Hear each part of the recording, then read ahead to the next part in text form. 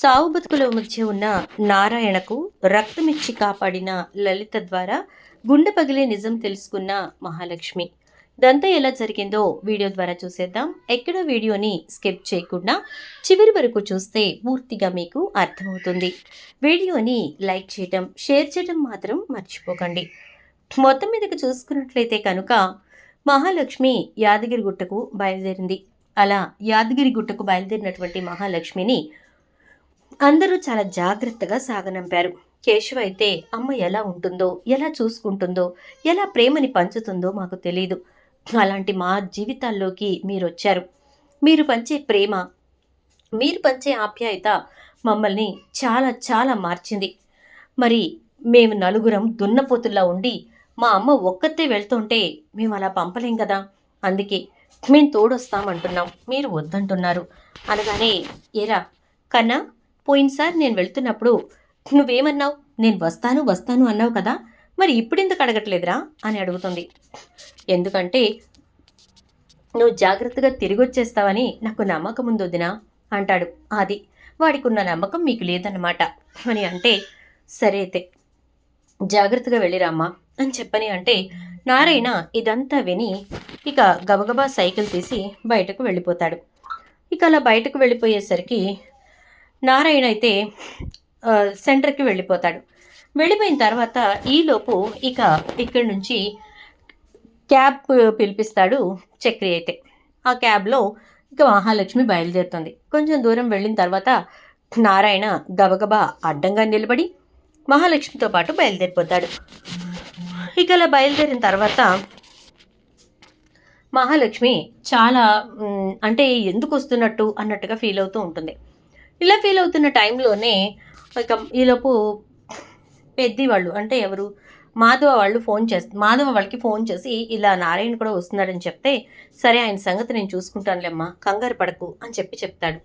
కానీ అసలు విషయం మహాలక్ష్మికి తెలీదు. మహాలక్ష్మి మమ్మల్ని ఎవరిని రానివ్వదు, మమ్మల్ని ఎవరిని తనతో పాటు రావద్దనే చెప్తుంది. కానీ నిన్ను మాత్రం ఏమీ అనలేదు. ఇక్కడి నుంచి బయలుదేరితే ఏదైనా అడ్డం చెప్పొచ్చు, కానీ మధ్యదారిలోకి వెళ్ళాక అడ్డం చెప్పలేదు నాన్న. అందుకే నువ్వైతే వెళ్ళు, తనకి ఏమీ ఇబ్బంది కలిగించకు అని మాధవ నారాయణకి ముందు రోజు రాత్రే చెప్తాడు. ఇక అలా మొత్తం మీద నారాయణ అయితే మహాలక్ష్మితో పాటు కలిసి వెళ్తాడు. ఇక అలా వెళ్ళిన తర్వాత కాలేజీకి వెళ్ళి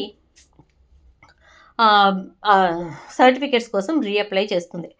ఇక అలా చేసిన తర్వాత ప్యూన్ అయితే, మీ చెల్లెలు ఎప్పుడొస్తే అప్పుడు ఫోన్ చేయమని మీరు చెప్పారు కదా, అందుకే ఫోన్ చేస్తున్నాము అని చెప్పేసేసి ఇక ప్యూన్ ఆదికి ఫోన్ చేసి చెప్తాడు.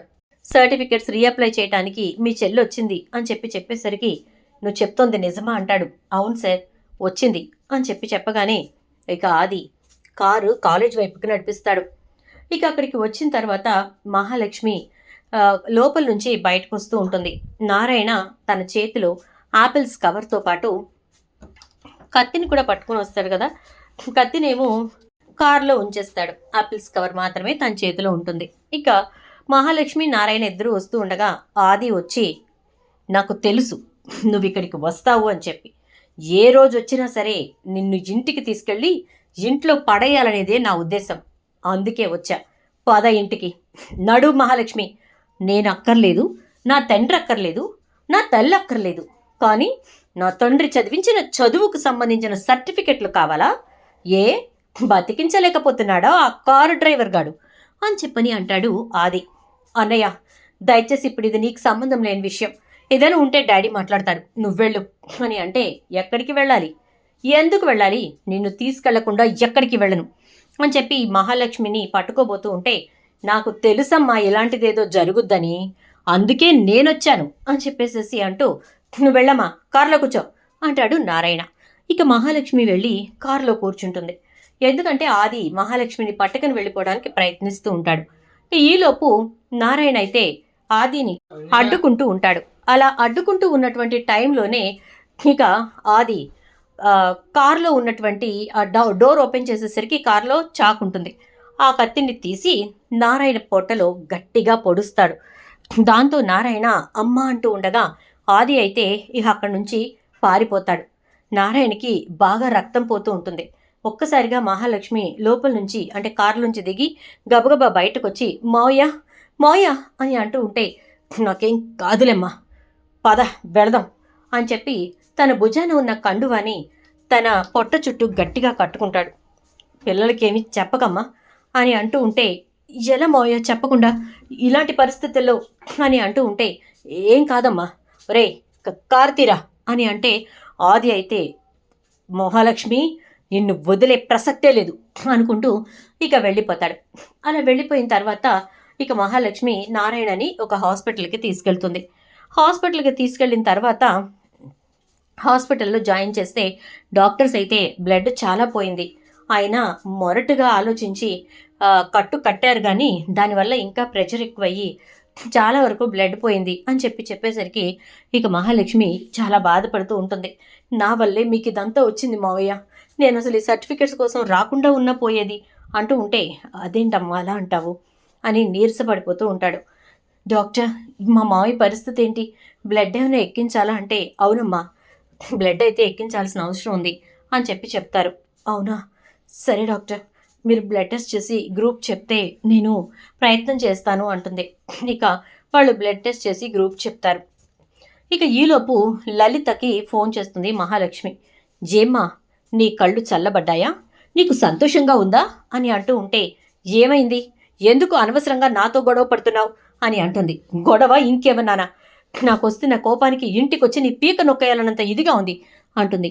ఏమైందే, ఎందుకు నన్ను అలా మాట్లాడుతున్నావు అంటే ఎలా మాట్లాడాలమ్మా, నేను సర్టిఫికేట్స్ రీఅప్లై చేసుకోవడానికి వచ్చాను, ఈలోపు ఆది వచ్చి మా మావయ్య గారిని కత్తితో పొడిచేశాడు, ఇప్పుడు ఆయన పరిస్థితి చాలా విషమంగా ఉంది, ఏమవుతుందో ఏంతోనండి టెన్షన్గా ఉంది అనగానే ఏం మాట్లాడుతున్నావే, ఆది వచ్చి పొడవడం ఏంటి అంటే నన్ను ఎత్తుకుపోవడానికి వచ్చాడంట, నిన్ను ఎత్తుకుపోవటమే నా పని, ఏ రోజుకైనా నేను తీసుకెళ్ళి ఇంట్లో పడేయడమే నా పని అని చెప్పని అంటూ నన్ను పట్టుకెళ్ళిపోబోతుంటే మా మావయ్య అడ్డుగా నిలబడ్డారు, ఆయన్ని కత్తి పెట్టి పొడిచాడు, ఇప్పుడు ఆయన్ని హాస్పిటల్లో పెట్టుకుని కూర్చున్నాను, ఆయన నలుగురు కొడుకులకి నేనేం సమాధానం చెప్పాలమ్మా అనగానే అయ్యో అలా జరిగిందా, నాకు అసలు తెలీదు మహా, అసలు నువ్వు వస్తున్న విషయమో తెలీదు, ఆది అక్కడికి వస్తున్న విషయమో తెలీదు, వాడిందుకు ఇలాంటి ఆలోచన చేశాడు, వాడిందుకు ఇలాంటి పని చేశాడు అంటూ లలిత నేను హాస్పిటల్కి వస్తున్నానంటే ఎందుకు ఈసారి ప్రాణాలు తీసేటానుక అంటే కాదమ్మా నేను వస్తానుండు అని చెప్పి ఇక లలిత మహాలక్ష్మి చెప్పిన హాస్పిటల్కి వస్తుంది. అలా వచ్చి రిసెప్షన్లో డీటెయిల్స్ కనుక్కొని ఆ రూమ్ వైపుకి వెళ్తూ ఉంటుంది. మహాలక్ష్మి అయితే ఇక బ్లడ్ కోసం ఏ గ్రూప్ ఏంటి అని చెప్పి కనుక్కోవడానికి ల్యాబ్ దగ్గరికి వెళ్తుంది. ఇక ఆ రూమ్ దగ్గరికి వెళ్ళినటువంటి లలిత డోర్ ఓపెన్ చేసి చూసి ఒక్కసారిగా షాక్ అవుతుంది. నారాయణ స్పృహలో లేకుండా అంటే నిద్రపోతూ ఉంటాడనమాట. ఇక లలిత డోర్ ఓపెన్ చేసి నారాయణని చూసి షాక్ అయి అలాగే ఒక్కో అడుగు లోపలికి వేస్తుంది. డోర్ దానంతట అదే క్లోజ్ అయిపోతుంది. ఇక నారాయణకి దగ్గరగా వచ్చి ముఖంలో ముఖం పెట్టి చూస్తుంది. అది తన అన్నయ్య నారాయణ. ఒక్కసారిగా షాక్ అవుతుంది.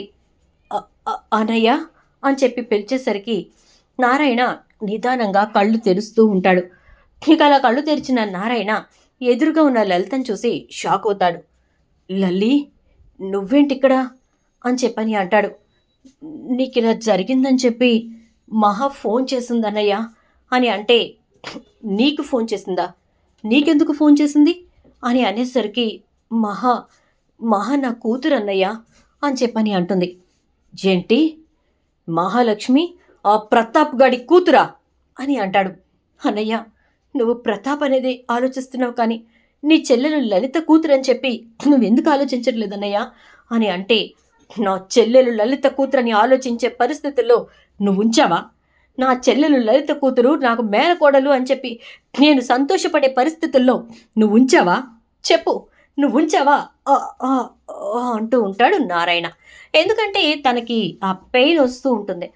దాంతో ఇక లలిత నువ్వు అరవకన్నయ్య, నువ్వు పడుకో అలాగా అని మహాలక్ష్మి ఏది అని చెప్పని డోర్ ఓపెన్ చేసేసరికి మహాలక్ష్మి డోర్ తీసుకుని వస్తూ ఉంటుంది. అమ్మ మహా ఏమన్నారు డాక్టర్లు అనగానే అమ్మ నువ్వెప్పుడు వచ్చావు, ఆయన మా మామయ్య గారు అంటూ ఉంటే నాకు తెలుసమ్మా నేను మాట్లాడాను అంటుంది. నీకెలా తెలుసు అంటే నేను చెప్తానులేమ్మా డాక్టర్లు ఏమన్నారు అంటే అర్జెంటుగా బ్లడ్ ఎక్కించాలంటమ్మా, నా బ్లడ్ గ్రూప్ కోసం ట్రై చేస్తున్నాను అంటే మా అన్నయ్యది నాది ఒకటే రక్తం, బ్లడ్ గ్రూప్ ఒక్కటేనమ్మా అంటుంది. ఒక్కసారిగా షాక్ అవుతుంది మహాలక్ష్మి. ఏం మాట్లాడుతున్నావమ్మా అంటే, నిజం, ఆయన ఎవరో కాదు, నాకు తోడబుట్టిన అన్నయ్య అని చెప్పని అంటే, తోడబుట్టిన అన్నయ్య? నాకేం అర్థం కావట్లేదమ్మా అంటుంది మహాలక్ష్మి. నేను చెప్తాను కానీ ముందు ముందు నువ్వు పద, నేను బ్లడ్ ఇస్తాను అని చెప్పి లలిత బ్లడ్ ఇస్తూ ఉంటే, ఈలోపు ప్రతాప్ లలితకు ఫోన్ చేస్తూ ఉంటాడు. కాసేపటి తర్వాత లలిత ఫోన్ లిఫ్ట్ చేసి, చెప్పండి అనగానే, ఎక్కడున్నావు అంటే, ఒకరికి బ్లడ్ కావాలంటే ఇవ్వడానికి వచ్చాను అంటుంది. అవునా, నువ్వే నీరసంగా ఉన్నావు, మళ్ళీ ఇంకొకరికి నువ్వు బ్లడ్ ఇవ్వడం ఎందుకు అంటే, పర్వాలేదులేండి, ఒక మనిషి ప్రాణం కాపాడటం కంటే పెద్ద ఇదే ఉంటుంది అని అంటే, సరే నేను వస్తున్నాను పికప్ చేసుకోవడానికి అంటాడు. అవసరం లేదు, నేనే వచ్చేస్తాను అని చెప్తుంది లలిత. ఇక నారాయణకి బ్లడ్ ఇచ్చిన తర్వాత లలిత వచ్చి నారాయణ దగ్గరే కూర్చుంటుంది.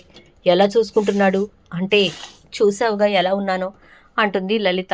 బాగానే ఉన్నావులే, అలా ఉంటావనే కదా ఆ రోజు పంపించాను, పంపించినందుకే కదా కుటుంబంలో అందరికీ విరోధినయ్యాను. ఏ కనీసం మళ్ళీ అన్నయ్య ఎలా ఉన్నాడో ఏంటో అని కూడా మాట్లాడాలనిపించలేదా అని అంటే, ఏం చెప్పమంటావు, నీకు తెలియదేం కాదు, నువ్వు నేను అన్నా చెల్లెళ్ళం అన్న మాటే కానీ ఎంత ఫ్రెండ్స్లో ఉంటామో నీకు తెలియంది కాదుగా, అందుకే నీకు విషయం చెప్దాము అని చెప్పి ఎన్నోసార్లు ప్రయత్నించాను, ఉత్తరం రాద్దాం అనుకున్నాను, కానీ అది నీ చేతికి వస్తుందో లేక ఇంకెవరికి చేతికెళ్తుందో తెలీదు. తాయారక్క సంగతి తెలిసిందేగా, అది ఇంతంటే అంత చేస్తుంది, అందుకోసమని ఆలోచించే ఇక నేను ఫోన్ కూడా ఏం చేయలేదు. అయినా నీకు చెప్పాను కదా, నాకు కష్టం వచ్చిన రోజునే నీ ముందుకు నేను వస్తాను, లేదా నీకు కష్టం వచ్చిన రోజునే నీ ముందుకు నేను వస్తాను, అప్పటి వరకు నువ్వు నేను హ్యాపీగా ఉన్నానని చెప్పి అర్థం చేసుకో అని అనగానే, అర్థమైందిలే, అందుకే ఇక నీ కోసం వెతకటం కూడా మానేశాను. ఈ ఊర్లోకి అడుగు పెట్టగానే నువ్వే గుర్తొచ్చావు, కనిపిస్తే బావుండు, ఒక్కసారి చూస్తే బావుండు అనుకున్నాను, కానీ ఇలా ఎదురుపడతామని అస్సలు అనుకోలేదు అని చెప్పని అంటాడు నారాయణ. ఇక అప్పుడు లలిత అయితే, అదే కష్టం వస్తే ఎదురుపడదాం అనుకున్నాంగా, నీకు కష్టం వచ్చింది కాబట్టే దేవుడు ఇలా మనిద్దరినీ ఎదురుబుదురయ్యేలా చేసినట్టున్నాడు అని అంటూ ఉంటే, మహాలక్ష్మి అసలు ఏం జరుగుతోంది ఇక్కడ, నాకేమీ అర్థం కావట్లేదు అంటుంది. ఏం జరుగుతోందా, మీ అమ్మతో వాళ్ళ అన్నయ్య మాట్లాడుతున్నాడు అని చెప్పని అంటే, మీ అమ్మతో మా అమ్మతో వాళ్ళ అన్నయ్య అంటే మీరు మా అమ్మకు అన్నయ్య అని అంటుంది. అవును, నేను మీ అమ్మకి చిన్న అన్నయ్యని అనగానే లలిత అప్పుడు, నీకు గుర్తుందా, చిన్నపిల్లప్పుడు 1-2 సార్లు మీ చిన్న మావయ్య అని చెప్పి చెప్తే పెద్ది పెద్ది అని చెప్పి పిలిచావు అని అనగానే, ఆ అవునమ్మా, అది నాకు ఇంకా గుర్తుంది, నేను ఆయన్ని కలవలేదు కానీ కలిసిన రోజున పెద్ది అనే పిలుస్తాను అని చెప్పి చెప్పేదాన్ని అనగానే, ఆ పెద్ది ఎవరో కాదు, ఈయనే నన్ను మీ నాన్నని ప్రేమించానని చెప్పి ఇంట్లో వాళ్ళంతా వెలివేస్తున్నా, కోప్పడుతున్నా, నన్ను తిట్టినా కొట్టినా వాళ్ళెవ్వరినీ పట్టించుకోకుండా వెళ్ళి నీకిష్టమైన వాడిని పెళ్లి చేసుకో అని మా ఇంట్లో అందరినీ ఎదిరించి నన్ను ఇంట్లోంచి బయటకు పంపించాడు అని చెప్పి చెప్పేసరికి ఒక్కసారిగా ఇక మహాలక్ష్మి షాక్ అయిపోతుంది. అంటే మా మావయ్య నాకు మేనమామ అని అంటుంది. అవును, నీకు మేనమామ, నువ్వు హ్యాపీగా సంతోషంగా వాళ్ళ ఇంట్లో ఉండొచ్చు, మా అన్నయ్య చాలా బాగా చూసుకుంటాడంటే, అవును, అసలు నా గురించి ఎంతలా ఆలోచిస్తారో, కాకపోతే మనిషి కొంచెం మొరటుగా ఉంటారు అంటుంది మహాలక్ష్మి. అవును, మా అన్నయ్య కొంచెం మొరటుగా అనిపిస్తాడు, కానీ మనిషి మాత్రం చాలా మంచోడు, మనసు వెన్నపూస అని అంటుంది లలిత. ఇక ఈలోపు వీళ్ళు ఇంకా రాలేదని చెప్పి కంగారు పడుతూ మాధవ వాళ్ళు ఒకటే ఫోన్లు చేస్తూ ఉంటారు. ఒక్క ఫోన్కి మహాలక్ష్మి దగ్గర నుంచి రెస్పాన్స్ ఉండదు. ఇక మాధవ వాళ్ళు ఎవరికి చేసినా రెస్పాన్స్ ఉండట్లేదని చెప్పి డ్రైవర్ ఎవరైతే వెళ్ళాడో వాడికి అతనికి ఫోన్ చేసేసరికి అతను ఫోన్ లిఫ్ట్ చేసి, చక్రి అన్న అంటాడు. ఏంట్రా, ఏమైంది, మహాలక్ష్మి కానీ నాన్నగారికి ఫోన్ లిఫ్ట్ చేయట్లేదు అని అంటే, అన్నా చెప్తే ఊరుకోనందని చెప్పి నేను చెప్పలేదు, నాన్నని మహాలక్ష్మి వాళ్ళ అన్నయ్య పొడి చేశాడు, అక్కడి నుంచి మహాలక్ష్మిని ఎత్తుకుపోటాకు వచ్చినప్పుడు నాన్న అడ్డం వెళ్ళాడు, నాన్నని పొడి చేశాడు, హాస్పిటల్లో జాయిన్ చేశాం అనగానే ఒక్కసారిగా నలుగురు షాక్ అయిపోతారు. ఏంటి, నాన్న వచ్చాడు కాబట్టి మహాలక్ష్మి వాళ్ళ అన్నయ్య బారిన పడలేదనమాట, లేకపోతే మహాలక్ష్మిని ఎత్తుకుపోయేవాడుగా అంటే, అదే జరిగేదన్నయ్య, నాన్న పరిస్థితి కొంచెం సీరియస్గానే ఉంది, కానీ ఇప్పుడు ఎవరో ఒక ఆవిడొచ్చి నాన్నకి రక్తం ఇచ్చింది. చాలాసేపటి నుంచి నాన్న ఆవిడ మాట్లాడుకుంటున్నారు. నాకేం అర్థం కావట్లేదు అంటే, అవునా? సరే మేం బయలుదేరొస్తున్నాం అంటూ ఉండగానే ఇక మాధవ ఫోన్లో మిస్డ్ కాల్ పడుతుంది మహాలక్ష్మి దగ్గర నుంచి. ఇక వెంటనే మాధవ మహాలక్ష్మికి ఫోన్ చేస్తాడు. అమ్మా నాన్నకెలా ఉంది అంటే, చెప్పేశాడా వాడు అంటే, ఇప్పుడే చెప్పాడమ్మా. ఎలా ఉంది నాన్నకి అని అంటూ ఉంటాడు. ఇక మాధవ బాగానే ఉంది. మావయ్యకి మా అమ్మ రక్తం ఇచ్చింది. ఇక మావయ్య అవుట్ ఆఫ్ డేంజర్ అని అనగానే, మీ అమ్మగారు రక్తం ఇచ్చారా? మీ అన్నయ్య కత్తితో పొడిస్తే మీ అమ్మగారు రక్తం ఇవ్వడం ఏంటమ్మా? నాకేం అర్థం కావట్లేదు అంటాడు ఇక మాధవ. అనేసరికి, అవును నాకు అర్థం కాలేదు. ఇక్కడికి వచ్చాక చాలా విషయాలు తెలిసాయి. అదేంటంటే అంటూ జరిగింది మొత్తం చెప్తూ ఉంటుంది. ఇక అదంతా విన్న మాధవ ఒక్కసారిగా షాక్ అవుతాడు. అంటే మా నాన్న నాకొక బంగారు చెల్లెలుండేది. ఆ చెల్లెలు చాలా మంచిది. నాకదంటే ప్రాణం అని చెప్తూ ఉండేవారు. ఆవిడ మీ అమ్మగారేనా అని అంటే, అదే గదా! ఇప్పుడు ఆ విషయం తెలిసే నాకు చాలా ఆశ్చర్యంగా ఉంది. నిజంగా మా నాన్న మా సారీ మా మావయ్య ఇంత మంచివాడా అని చెప్పి నేనే ఆశ్చర్యపోతున్నాను. కానీ చాలా థ్యాంక్స్ పెద్ది. ఇంత మంచి మావయ్య నాతో పాటు వస్తుంటే నువ్వు ఆపలేదు. కిందకి దిగు అని చెప్పని అనలేదు అని చెప్పేసేసి అంటూ ఉంటుంది. అసలు ఏం జరిగిందమ్మా? మీ అన్నయ్య ఎందుకు ఇలా చేశాడు అంటే, ఎందుకు చేయటం ఏంటి? ఇంకే ఉంది, కేవలం ఈగో. నన్ను ఎలా అయినా ఇంటికి తీసుకెళ్ళిపోవాలి అనే ఈగోతోటి అలా చేశాడు. మామయ్య అడ్డొచ్చారు కాబట్టి మామయ్యని అలా పొడిచేశాడు అని చెప్పేసరికి ఇక వెంటనే మాధవ వాళ్ళు మేము బయలుదేరుతున్నామమ్మా అంటే, వద్దు వద్దు పెద్ది, నేను తీసుకుని వచ్చేస్తాను, ఎంతోసేపు పట్టదు, అయిపోయింది, డిశ్చార్జ్ చేసేస్తామన్నారు అని అంటే, సరేనని చెప్పేసేసి అంటాడు మాధవ. ఇక చక్రి అయితే చాలా కోపంతో ఊగిపోతూ ఉంటాడు. ఒరే చక్రి, నువ్వు అలా అవ్వకు. ఎందుకంటే మహాలక్ష్మి వాళ్ళ అమ్మాయి ఎవరో కాదు, మనకి మేనత్తట అనగానే, అంటే మహాలక్ష్మి నాకు మరదలా అన్నయ్యా అంటూ ఉంటాడు చక్రి. మొత్తానికి చక్రిగడి ఆశలు అడియాసలు కాలేదన్నయ్యా. వీడి ఆలోచనలు ఆశలు ఇప్పుడు మబ్బుల్లో తేలిపోతున్నట్టున్నాయి అని అంటాడు ఇక కేశవ. కన్నా అయితే చక్రి అన్నయ్య అని చెప్పి ఏడిపిస్తూ ఉంటాడు. ఈలోపు మహాలక్ష్మి వాళ్ళు రానే వస్తారు. లలిత ఇంటికి వెళ్ళిపోతుంది. ఇక ప్రతాప్ తోటి లలిత మాట్లాడాలని డిసైడ్ అవుతుంది. ఎలా అయినా సరే మహాలక్ష్మిని ఇంటికి తీసుకురావాలని, మహాలక్ష్మి చక్రి వాళ్ళ పెళ్లిని ఒప్పుకోవాలని చెప్పి అనుకుంటూ ఉంటుంది. ఇక ఇలా అనుకుంటున్న టైంలోనే మహాలక్ష్మికి అయితే ఎలా అయినా సరే మహాలక్ష్మిని ఈ ఇంటికి తీసుకురావాలనుకుంటూ ఉంటుంది. ఇక ఈలోపు ప్రతాప్, ఎవరికి బ్లడ్ ఇవ్వడానికి వెళ్ళావు అంటే, చాలా అవసరం ఉంది, వాళ్ళకే ఇవ్వడానికి వెళ్ళాను అని అంటుంది. ఇక అలా అన్న తర్వాత మొత్తం మీద అయితే ఇక ప్రతాప్ ఇంకా ఆది ఇద్దరు మాట్లాడుకుంటారు. జరిగింది మొత్తం ఆది ప్రతాప్కి చెప్పేసరికి ప్రతాప్ ఒక్కసారిగా షాక్ అవుతాడు. అంటే నువ్వు వాళ్ళ మామగారిని కత్తితో పొడిచావా అని అడిగితే, అవును డాడీ, మహాని ఇంటికి తీసుకొచ్చే ప్రయత్నంలో అలా జరిగింది అంటే ప్రతాప్ వెంటనే ఆది చెంప చెట్టును పగలగొడతాడు. ఏమనుకుంటున్నావు? Are you feeling like you are a rowdy ఏంటి అని అంటాడు. ఏంటి డాడ్ మహాని అని చెప్పని అంటూ ఉంటే, చూడు, అది చచ్చిందని నా నెత్తి మించి నీళ్లు పోసుకున్నాను. అది చేసిన పనికి నేను హాస్పిటల్ పాలయ్యాను. ఇప్పుడు ఉన్న నువ్వు కూడా ఇలాంటి పనులు చేస్తూ పోలీస్ స్టేషన్ల చుట్టూ తిరుగుతావా, కోర్టుల చుట్టూ తిరుగుతావా, ఏం చేద్దాం అనుకుంటున్నావు అని చెప్పేసేసి అంటాడు ఇక ప్రతాప్ అయితే. అది కాదు డాడీ అని ఏదో చెప్పబోతుంటే, ఇదే లాస్ట్ అండ్ ఫైనల్ వార్నింగ్. ఇక నువ్వు మహాలక్ష్మి జోలికి వెళ్ళటం కానీ, మహాలక్ష్మి గురించి ఆలోచించడం కానీ ఏది చేసినా ఊరుకోను. దాని బతుకది బతుకుతోంది, బతకని వదిలేయి. దాని కర్మానికి మనం ఏమి బాధ్యులం కాదు. దేనికొచ్చింది అంటే సర్టిఫికేట్స్కి రీఅప్లై చేయడానికి వచ్చింది అనగానే, పోనీ రీఅప్లై చేసుకుంది కదా, దాని బ్రతకది బతుకుతుంది, వదిలేసాయి, ఇంకొకసారి దాని జోలికి వెళ్ళకు అంటాడు ప్రతాప్ అయితే. లలిత, అమ్మయ్యా ఈయనలో కాస్త మనసు కరిగింది. ఇక నిదానంగా మహాలక్ష్మి గురించి చెప్పాలి, మహాలక్ష్మిని ఇంటికి తీసుకురావడం గురించి మాట్లాడాలి అని చెప్పని అనుకుంటూ ఉంటుంది. ఈలోపు ఇక్కడ మాధవ్ వాళ్ళు నారాయణను చూసి ఏడుస్తూ ఉంటే, ఏం కాలేదురా, నా చెల్లెలు వచ్చి నన్ను కాపాడింది, నా చెల్లెలు నాకు రక్తం ఇచ్చింది, అది ఎవరు, మహాలక్ష్మికి అమ్మ, నా మేనకోడలు మహాలక్ష్మి అని మురిసిపోతూ ఉంటాడు. చూద్దాం ఏం జరుగుతుందో. వీడియో నచ్చితే లైక్ చేసి వీడియోని షేర్ చేయండి, ఛానల్ సబ్స్క్రైబ్ చేయండి, పక్కన బెల్ ఐకాన్లో ఆల్ ట్యాప్ చేయండి.